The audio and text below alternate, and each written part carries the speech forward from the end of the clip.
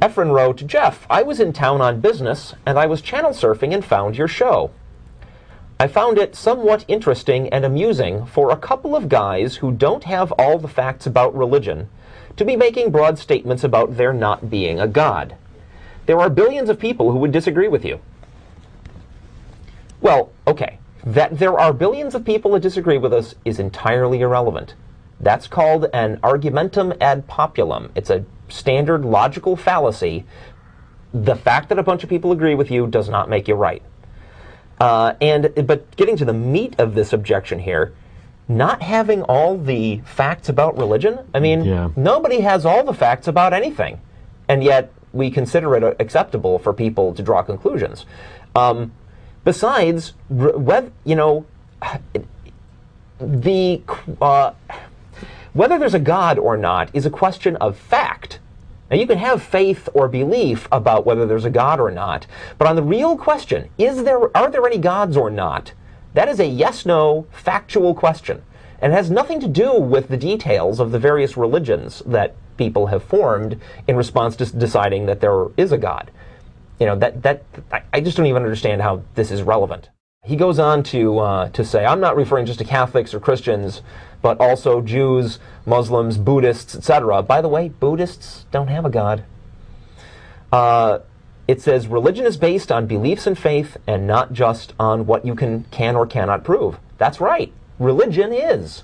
But on the question of whether there's a God or not, that is a question of fact. There either is or there isn't. What somebody believes about it has no bearing on that. What matters is the evidence. I have one question. You say there is no proof of God existing. Do you have any proof there isn't? This is standard shifting of the burden of proof. It is not the responsibility of unbelievers to prove that there isn't a God. The burden of proof for a thing lies with the party positing the existence of that thing. This is a basic rational principle.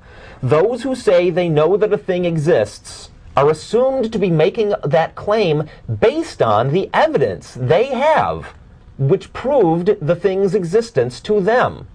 So it's up to them to pass on that information to the rest of us. We can't prove that the Tooth Fairy, Santa Claus, or the abominable snowman don't exist either. Does that mean that we all must silently accept the word of anyone who comes along claiming that they do? Of course not. When there's no evidence that a thing exists, refraining from belief in that thing, which is the atheist position, is the rational default response. So I refrain from believing in the Tooth Fairy, Santa Claus, Bigfoot, and gods. This is the part that really struck me. He says, I can appreciate and respect your opinions and beliefs. However, I do not appreciate you saying that anyone that believes in God is wrong or a liar. Well, if there isn't a God, then anyone who says that they believe in a God is either wrong or lying. Either they don't really believe it, or they really do believe it and they're wrong. Now, you can argue with me about whether or not a God exists, and I'm going to come back to the question of fact. If you can give us evidence that the God exists, I'll back down. I'll say, gosh, you're right. And since I now agree, in that case, I would agree with you that a God did exist, and I would withdraw my accusation that people that say they believe in one are wrong or lying. But until you've established that a God exists, that's the only conclusion that I can reach.